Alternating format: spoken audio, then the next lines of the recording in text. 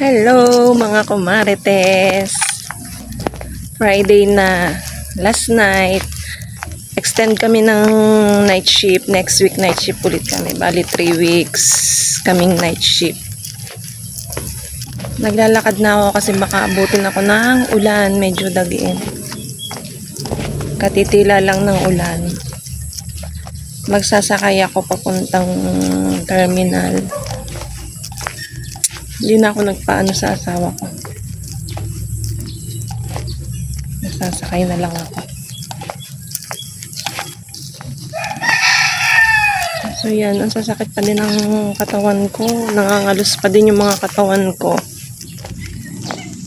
Dahil ang running namin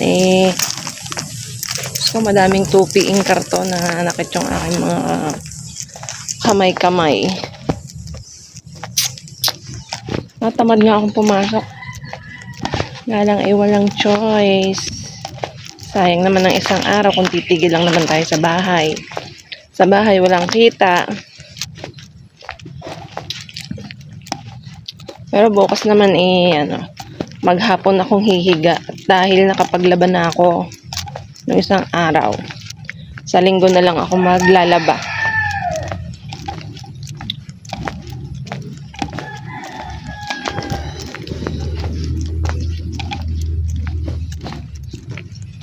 Maigi na lang at hindi lurok ang ulan. Kasi kung lurok ang ulan, ako, hindi mo ako mapapapasok pagka yung lurok na lurok ang ulan.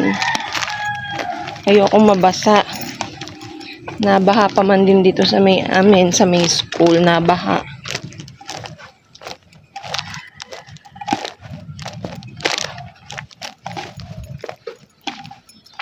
Yan, natatawa ako sa anak ko. Sabi sa akin, "Mami, ba't ang puti mo?" Sabi ko, gluta lang yan. Kasi mga kumarites, pagka ganitong hapon at nasa labas ako, kitang-kita.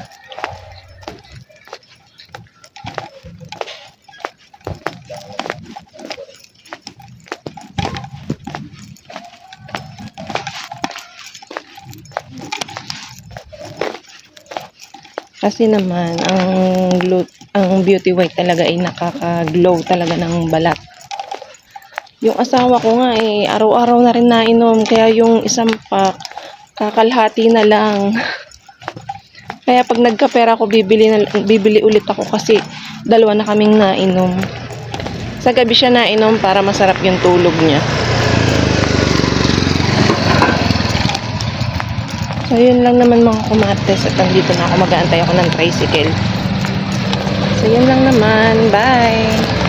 So ito na nga mga kumarites, andito na nga ako sa terminal. At ito nga pala yung mga kasama kong nag-aantay. Shoutout sa iyo, Mutya, napakagandang dilag naman talaga. At shoutout rin kay Manel. Mga nakilala ko nga lang din sila dito dahil nga pare-pares kami ng route na San Pablo. Ito naman si Mutya, ito nga pala yung nagsakay sa akin noong mga panahong hindi ko alam na may terminal na pala. Dati nga pala yan si Mutya na nagsusupport sa amin sa OPAS. Halos isang oras na nga kami nag-aantay dito sa terminal at napakatagal nga ng shuttle. Traffic nga daw kasi sa highway, hindi ko alam kung bakit traffic. Mag-aalas 5 na nga ng hapon yan at syempre akala nga namin malilate na nga kami. Pero maigi na nga lang din talaga at pagkalagpas nga ng may highway ay hindi na masyadong traffic. Kaya naman nakarating naman ako ng medyo maaga pa sa company, mga 5:45 siguro yon at abot pa nga sa pag-iin ng alas 6. Kagandahan nga lang din talaga na kahit traffic nga basta nasa shuttle ka ay hindi ka malilate. Dahil nga ang bayad doon ay buo pa rin kasi nga nasa shuttle ka naman. At yun nga lang din talaga maganda dito sa terminal na kahit magantay ka ng isang oras ay hindi ka naman maiinip dahil nga nasa malamig ka. Naka-aircon pa yarn. At kahit nga abutin ka pa ng ulan ay hindi ka nga mababasa at masarap pa nga ang iyong upo din eh. Maya-maya nga ay dumating na nga din itong shuttle namin at syempre sumakay na nga rin kami at baka naman malate pa lalo pag hindi pa kami sumakay. Last day Friday nga at sigurado maraming absent na naman yan. At ang lagi ngang inaabangan ng lahat, ang rest day. Rest day nga pero laba day naman. So ayan mga kumarites, see you na lang po ulit sa aking mga susunod na mini vlog. Babush!